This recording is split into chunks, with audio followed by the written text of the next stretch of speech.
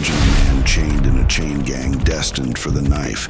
Yet he escapes, rallies thousands of slaves, defeats Roman armies, and marches on the gates of Rome itself. All this before he turned 34. But was Spartacus simply a rebel or the greatest threat Rome ever faced? Stay with us to discover the truth behind Spartacus, the Thracian gladiator who transformed rebellion into revolution and nearly changed the course of Roman history forever.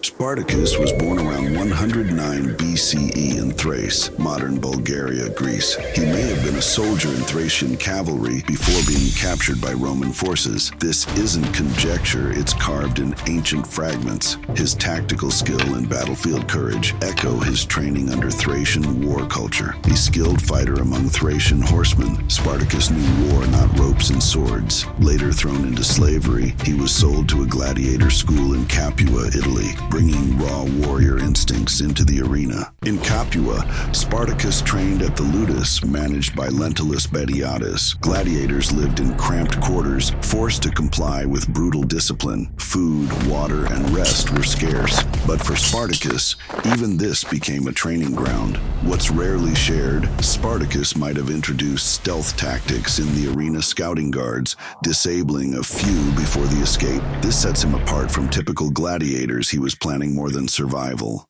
In 73 BCE, Spartacus joined 70 fellow gladiators in a breakout using kitchen utensils to loosen their shackles, overpowering guards, and fleeing into the forests outside Capua.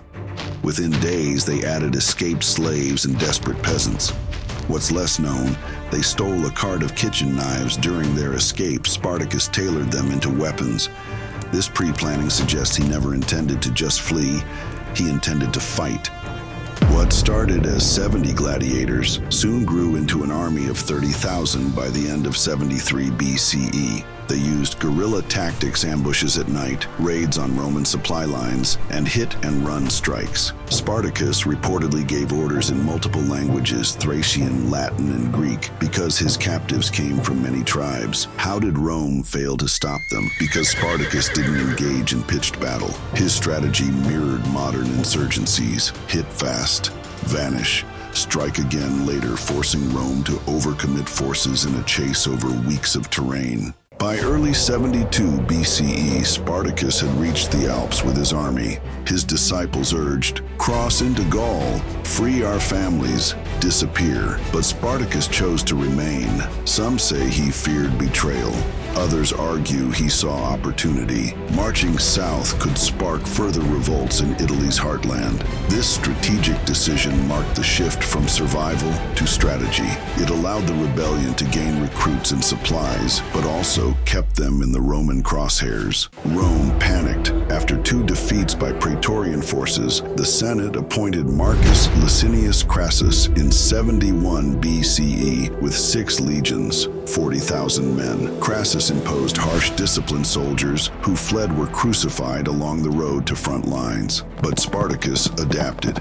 He avoided standing armies, focused on small detachments, and split his forces, earning minor victories against Roman detachments led by Lucius Gellius and Cnaeus Cornelius Lentulus Clodianus. Despite this success, internal divisions surfaced. Some commanders advocated marching on Rome, others wanted to escape. Spartacus managed these tensions with charisma and personal absence. He focused on the mission, not on personal glory. In late 71 BCE, Spartacus was cornered in southern Italy. His army dwindled. Estimates suggest approximately 6,000 remained. Crassus blocked escape routes along the Sila riverbank. Spartacus attempted breakout strategies. He tried to break the lines by sending a fast cavalry around behind Crassus, but legionary discipline held. According to ancient sources, Spartacus fought valiantly in the center. He was wounded and eventually killed in action. His body was never recovered. After the battle, Crassus crucified around 6,000 survivors along the Appian Way, a grim message to Rome: rebels will die, even in chains. Even after his death, Spartacus's rebellion had a profound impact. It exposed limits of Roman control in Italy, forcing reform arms and imperial strategy. The fear Spartacus inspired led Rome to categorize gladiators as potential threats. Training regimes tightened, and monitoring of gladiatorial schools intensified. Later revolutionaries, from slave trains in Haiti to Cold War era rebels in folklore, referenced Spartacus symbolically as a freedom fighter. But his story wasn't formally celebrated in Rome. It took Renaissance humanists and Enlightenment writers like Blackwood's Spartacus poem of 1834, Karl Marx's references, and more, to elevate Spartacus as a universal symbol of resistance.